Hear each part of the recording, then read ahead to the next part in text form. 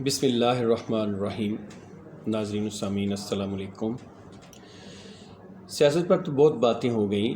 لیکن آئیے ہم دیکھتے ہیں کہ جس دنیا میں، جس کائنات میں ہم رہ رہے ہیں اس کا ہم کتنا خیال رکھ رہے ہیں، اور ہماری جو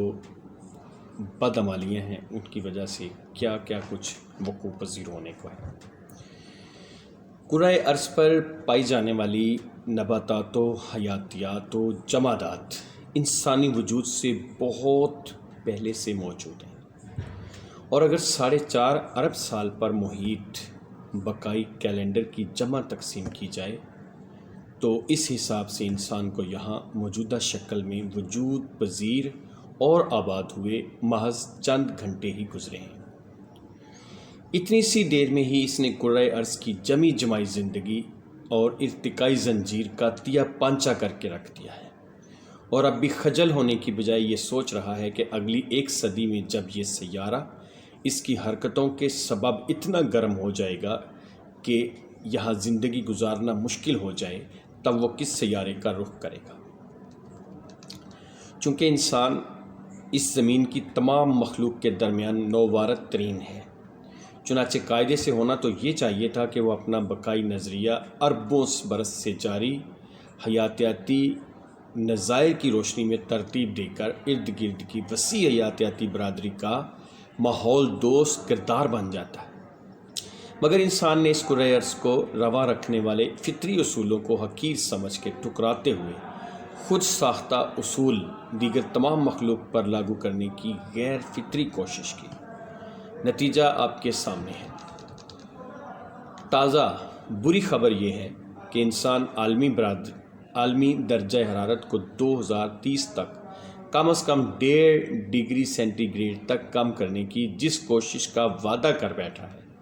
اس پر خود انسان نے ہی سب سے کم کان دھرا۔ چنانچہ درجہ حرارت میں 1.5 ڈگری کا اضافہ اندازوں سے بہت جلد یعنی 2027 تک محسوس ہونے لگے گا۔ گویا بقا کی لمحہ بلمحہ تیز ہوتی ٹرین میں سوار انسان شاید ہی ہنگامی زنجیر کھینچ پائے۔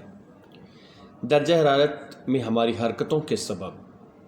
1.5 ڈگری سینٹی گریڈ میں اضافے کا مطلب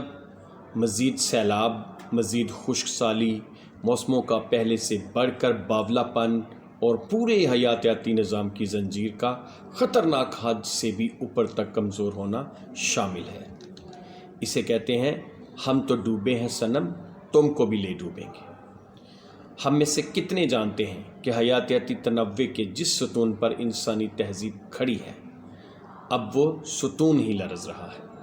8 میں سے 3 ارب انسانوں کی 20% پروٹین ضروریات محض مچھلی سے پوری ہوتی ہیں، 80% انسانی غذا پودوں سے حاصل ہوتی ہے، اور کم و بیش اتنے ہی انسان جڑی بوٹیوں سے تیار ادویات استعمال کرتے ہیں۔ اگر مچھلی، پودے اور جڑی بوٹیاں ختم ہو جائیں تو سوچئے کیا ہوگا۔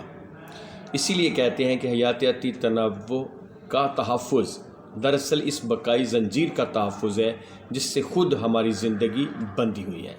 مگر ہم اتنے ڈھیٹ ہیں کہ احساس تک نہیں کہ کم از کم پچھلے 2 برس میں ہماری لالچ اور مستقبل کو جان بوجھ کر نظر انداز کرنے کی عادت نے اس کرۂ ارض کے 75% رقبے اور 66% سمندری حیات کو بری طرح متاثر کیا ہے۔ ماہرین کا اندازہ ہے کہ زمین پر کم از کم 8 کروڑ اقسام کے پودے اور جانور موجود ہیں،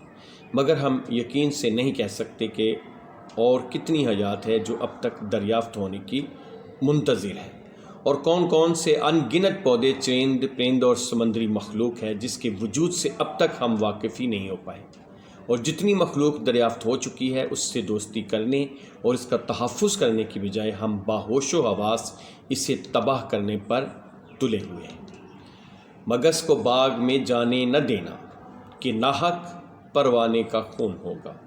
اس کی تشریح یوں ہے کہ بقائی زنجیر سے صحرا اور سمندر اور پہاڑ اور جنگل اس طرح جڑے ہوئے ہیں کہ کسی ایک کو چھیڑنے کا مطلب پوری زندگی کی عمارت کو ہلا دینا ہے۔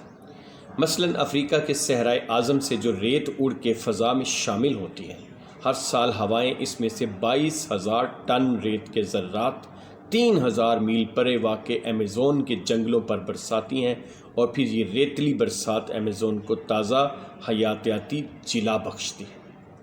اس وقت معلوم نباتات میں سے 1 ملین پودے، پھول اور حیاتیاتی اقسام بقا کی آخری جنگ لڑ رہے ہیں،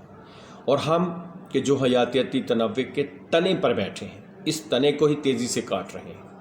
یہ جانے بغیر کہ عالمی معیشت کا آدھا دار و مدار قدرتی وسائل پر ہے۔ 1 ارب سے زائد انسانوں کی روزی روٹی جنگلات سے وابستہ ہے۔ ہم اور ہماری نام نہاد ترقی جتنی بھی کاربن خارج کرتی ہے اس کا آدھا یہی جنگلات اور سمندر جذب کر کے ہمیں ہم سے ہی محفوظ بنانے کا اضافی کارے مسلسل کر رہے ہیں، مگر ہماری حرکتوں کے سبب یہ کاربن جذب کرنے والی 85% دلدلیں اور مینگرووز کے جنگلات غائب ہو چکے ہیں۔ زیادہ سے زیادہ زرعی زمین اور لکڑی حاصل کرنے کے جنون میں کاربن جذب کرنے والے جنگلات تیزی سے کٹ رہے ہیں۔ نایاب پودے اور ان پر بھروسہ کرنے والے حشرات و پرند زرعی زمینوں میں مصنوعی کھاد اور کیڑے مار ادویات کے اندھا دھند استعمال کا نشانہ ہے۔ ان حرکتوں کے سبب درجہ حرارت میں جو اضافہ ہو رہا ہے اس کے ہاتھوں مجبور ہو کے سخت جان پودے اور جنگلی حیات ٹھنڈے علاقوں کی جانب ہجرت کر رہے ہیں، مگر وہاں بھی موسمیاتی تبدیلی کے نتیجے میں برف تیزی سے پگھلنے کے سبب سرد علاقوں میں رہنے والی مخلوق کو اپنی زندگی کے لالے پڑے ہوئے ہیں۔ گزشتہ 2 برس کی انسانی سرگرمیوں کے سبب بڑھتے سمندری درجہ حرارت نے نصف کورل ریفز کو نگل لیا ہے اور بقیہ اگلے 50 برس میں غائب ہو جائیں گی، اور ان کے ساتھ ہی بحری مخلوق کی بے شمار نسلیں کہ جن کی نسلی و غذائی بقا کا دار و مدار ہی کروڑوں برس سے ان ریفز پر ہے، وہ بھی جہان سے رخصت ہو جائیں گی۔ اب بھی وقت ہے کہ جو 30% جنگل بچ گئے ہیں انہیں بچا لیا جائے، اور جو 3% دلدلی علاقے اور جھیلیں اپنے حجم سے 2 گنی کاربن